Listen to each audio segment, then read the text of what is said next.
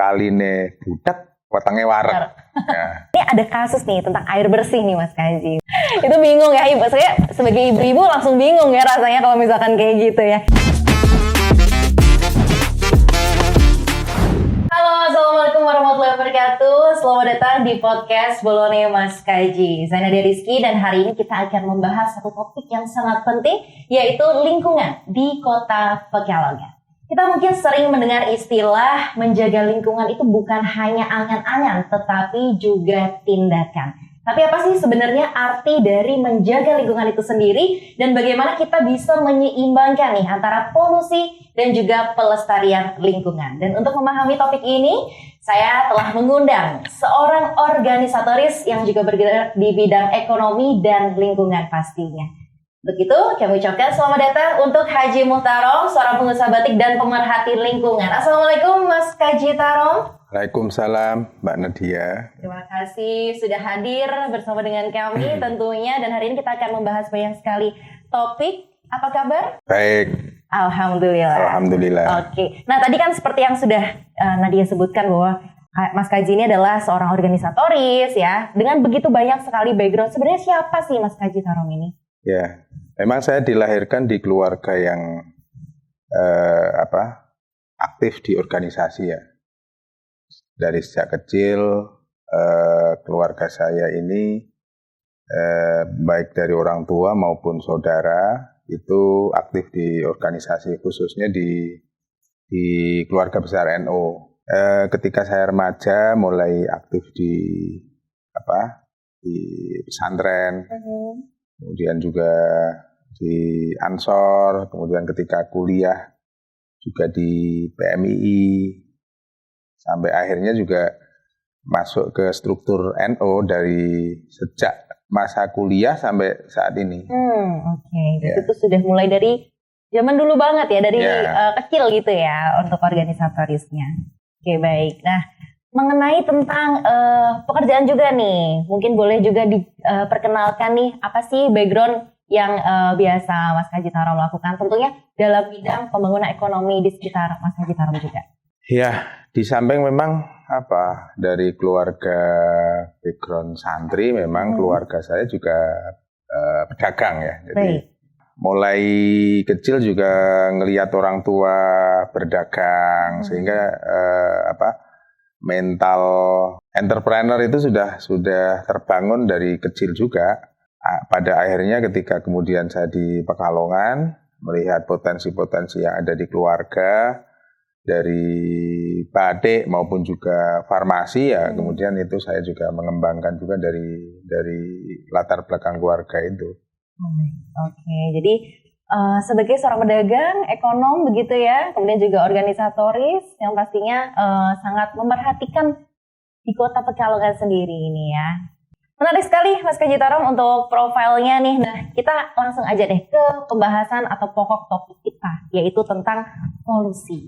Boleh dong Mas Haji Tarom kita kasih tanggapan nih tentang polusi di Kota Pekalongan itu sendiri. Saya di Pekalongan melihat lingkungan yang ada di Pekalongan itu memprihatinkan ya. Dalam konteks begini, baik itu polusi lingkungan mulai dari sungai maupun juga udara karena beberapa faktor juga, bahkan ungkapan dari masyarakat itu ketika kaline budak wetenge wareg.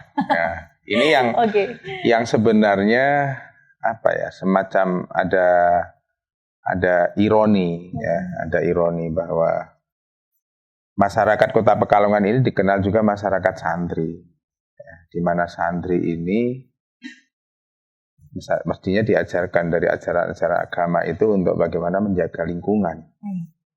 Namun dalam kenyataannya memang belum bisa diterapkan secara utuh di Kota Pekalongan. Ya karena memang ada ungkapan-ungkapan yang seakan-akan bahwa ketika kalinnya budak itu ya masyarakatnya berarti makmur karena batiknya juga produksinya sedang berjalan. Sedang berjalan dengan baik gitu ya. Padahal itu juga nggak harus gitu. Nggak jadi indikator gitu ya Mas Gitarom ya. Oke. Nah itu tentang polusi air ya. Kalau misalkan kita beralih ke polusi udara nih Mas Gitarom, gimana menurut Mas Gitarom polusi udara di Kota Pekalongan? Iya, polusi udara memang karena kepadatan penduduk, kemudian jumlah kendaraan bermotor juga banyak sekali di Pekalongan ini. Belum lagi masalah-masalah juga yang terkait dengan usaha-usaha rumah tangga yang itu juga mengeluarkan polutan ya, polusi udara. Itu juga menyebabkan polusi udara di Kota Pekalongan ini relatif pada tahap yang sudah menuju pada mengkhawatirkan. Yeah. Nah itu polusi udara tadi sempat disinggung juga tentang kendaraan yang sudah mulai padat akhirnya ya, berarti nggak lepas juga dari kemacetan nih ya Mas Gitarom. Kalau tadi kita bahas tentang polusinya, nah tentang transportasi atau kemacetan ini ada dua dampak ya, ada polusi dan juga tentunya kemacetan dulu. Nah ini kita kemacetan dulu nih, kalau menurut Mas Gitarom, Pekalongan ini sudah di taraf yang seperti apa nih tentang kemacetan? Sudah di taraf mendekati kemacetan Jakarta, crowded ya, sudah crowded banget ya.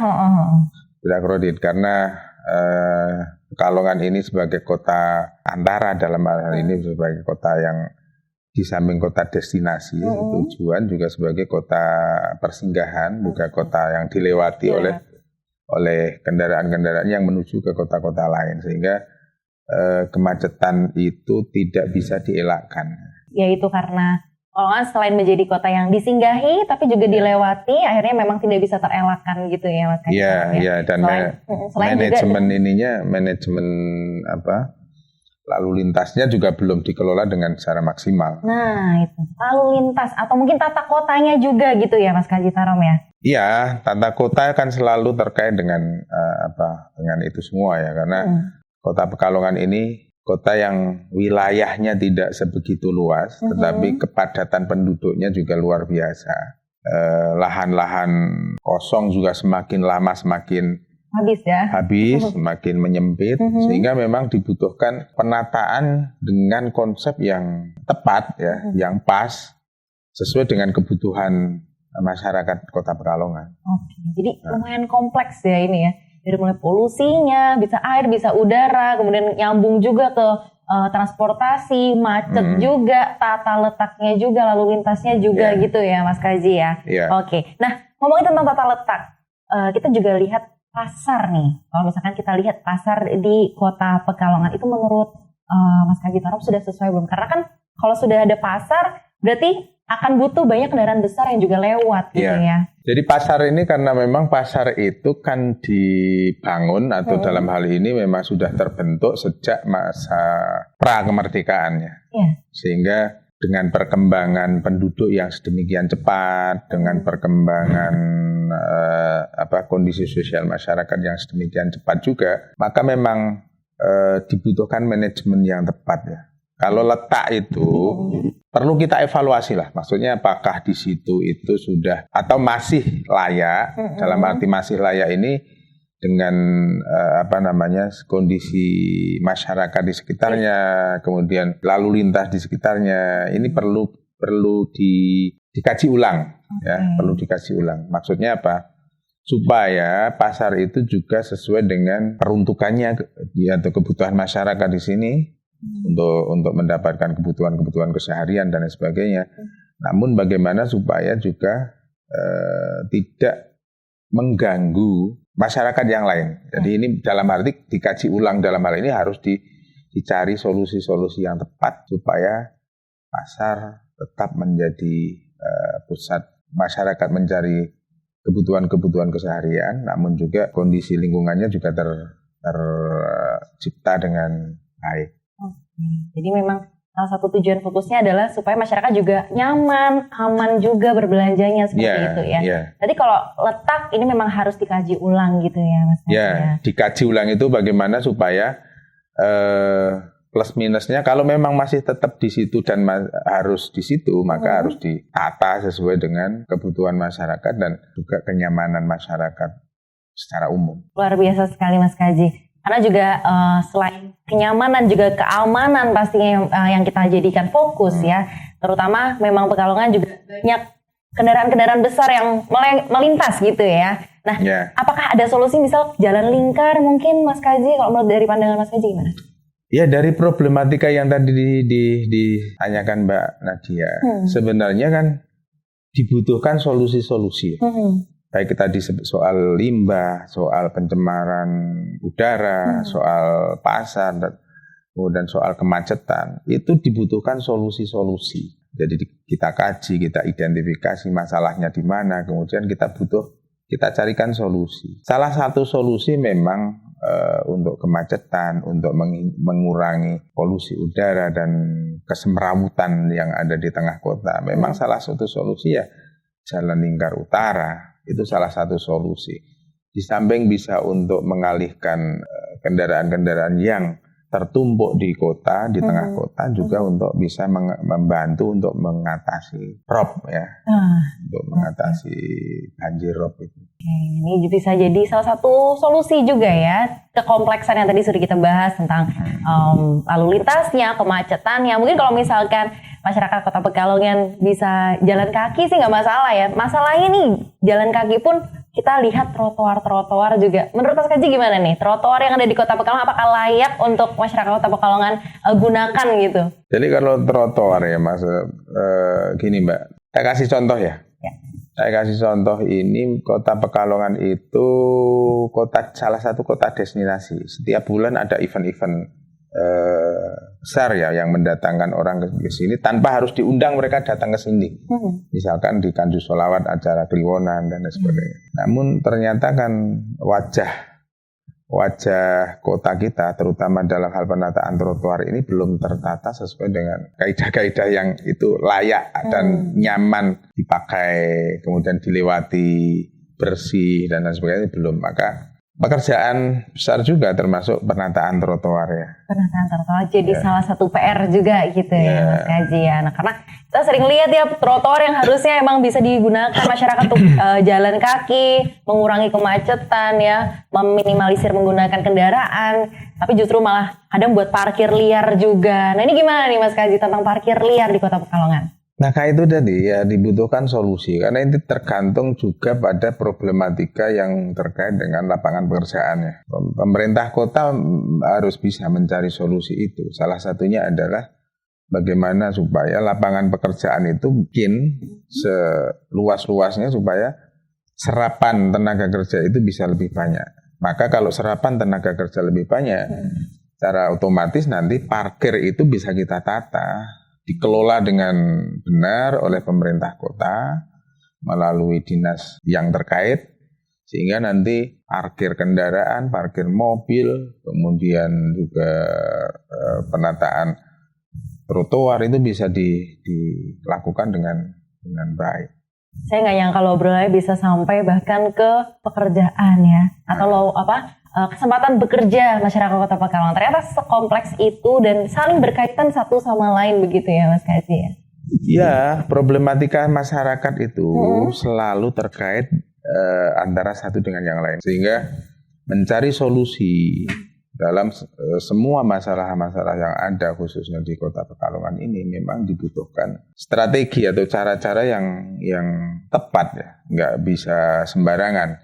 Di samping juga nggak bisa juga pemerintah mengerjakan sendiri, harus dibantu juga oleh masyarakat secara umum. Dalam arti contoh tadi misalkan soal limbah, soal lingkungan, tanpa kepedulian masyarakat, tanpa peran serta dari masyarakat nggak bisa terwujud. Pemerintahnya mau, masyarakat nggak mau juga nggak bisa. Ya, selain strategi juga harus ada orang-orang yang kompeten seperti Mas Kaji juga ya, yang turut juga andil untuk bisa memperbaiki beberapa masalah kompleks di Kota Pekalongan ini. Nah, kalau misalkan kita kembali lagi ke topik polusi ya, atau limbah ya, mungkin kalau misalkan kita bisa lebih spesifiknya lagi, bahwa masyarakat ini sering banget mengeluhkan tentang polusi limbah yang tentunya limbah batik ya, yang terutama ini bukan datang dari kalangan pengusaha batiknya, jadi malah keluhan ini datang bukan dari orang-orang yang berusaha di bidang batik. Keluhannya berasal tentu dari masyarakat umum ya. Ya iyalah. Nah ini juga gini ya. Saya bukan sekedar cuman ngomong. Kami dulu di NU pernah punya namanya semacam badan atau lembaga namanya NU Peduli Lingkungan. Dan itu kami laksanakan betul supaya sungai-sungai yang hitam, kemudian lokasi-lokasi yang terdampak banjir rob itu bisa produktif. Lingkungan ekosistem yang ada di dalam sungai, yang ada di tanah-tanah yang kena terdampak rob itu bisa bisa bagus dan nyatanya bisa. Ini hanya tinggal political will, tinggal kemauan saja dari pemerintah maupun juga masyarakat. Mau apa enggak? Kalau enggak mau ya enggak, ya seperti sekarang ada IPAL tapi enggak difungsikan. Kemudian sungai hitam ya cuman dilihat aja, enggak ada. Berharap itu hilang sendiri ya kayaknya. Hilangnya kalau ada banjir. Oh iya.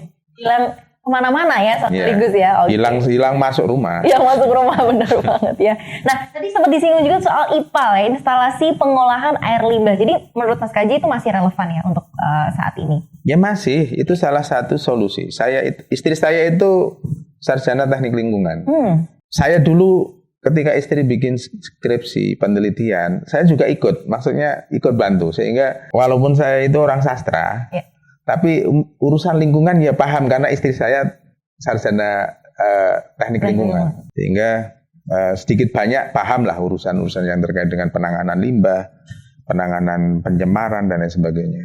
Jadi nanti tujuannya adalah untuk menjadikan air bersih begitu ya? Ya, jadi gini.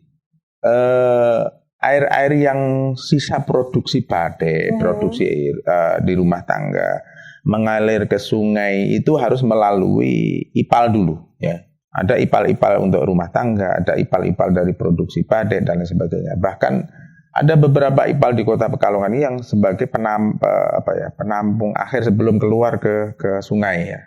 Dan itu ada, cuman nggak difungsikan secara maksimal. Sebenarnya sudah ada? Sudah ada.